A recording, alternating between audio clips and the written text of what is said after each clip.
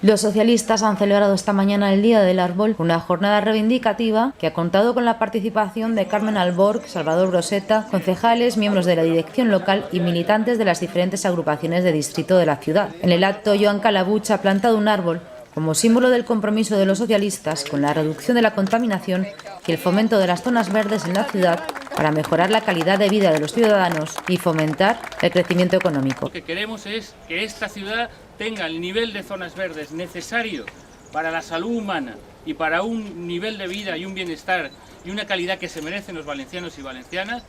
que esta ciudad se comprometerá a cumplir todos los compromisos en materia de desarrollo sostenible que tenemos como ciudad, que tenemos como ciudadanos y que no se han desarrollado estos años,